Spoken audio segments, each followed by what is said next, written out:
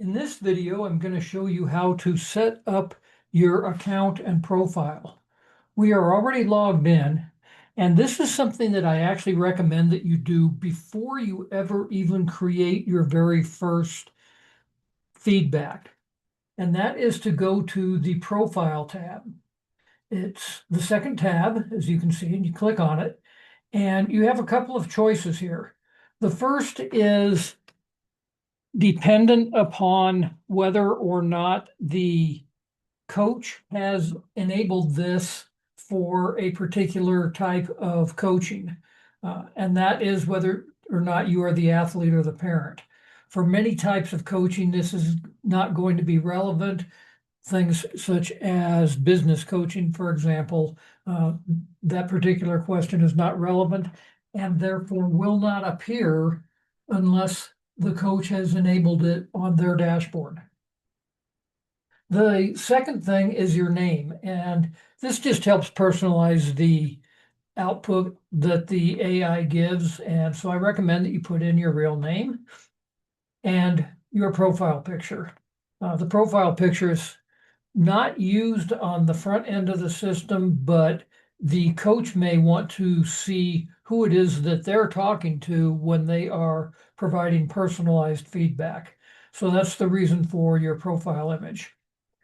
Next is the team and coach settings. Now, if you have a team that has multiple coaches, such as what I talked about in a previous video with a baseball team that has a pitching coach, a hitting coach, and a fielding coach, then you may want to select whatever it is, baseball all-stars, and then choose your default coach of being the batting coach, for example.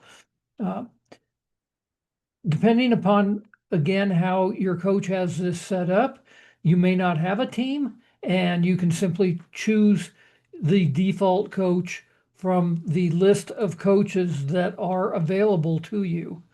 So I'm going to go ahead and leave mine at golf, and then you can save those settings. The settings are saved independently of any of the other profile changes. Then the background information.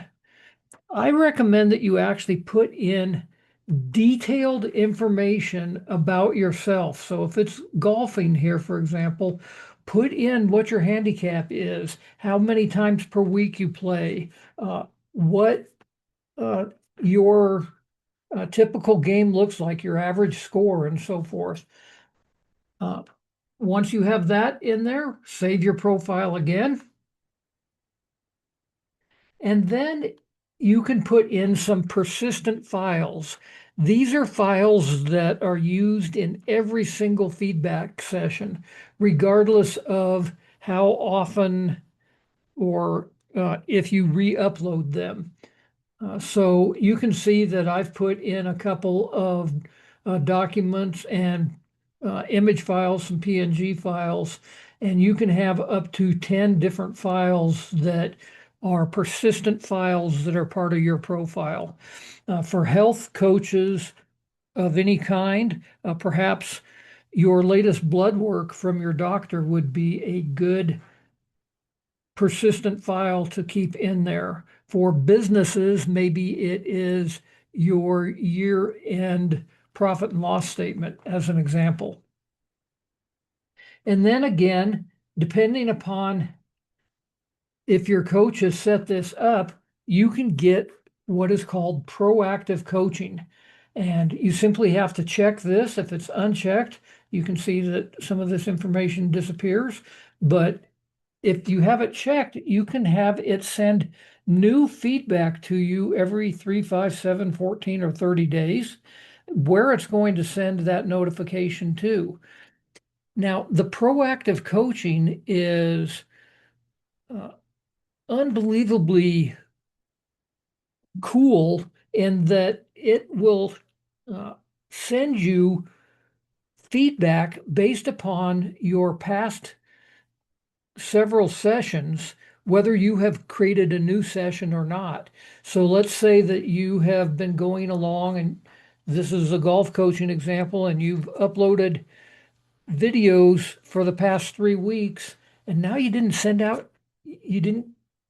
go back and log in and send a new video to the AI coach. Well, the AI coach is going to send you a feedback analysis anyway based upon your past performances and make recommendations to you to keep you engaged with the system.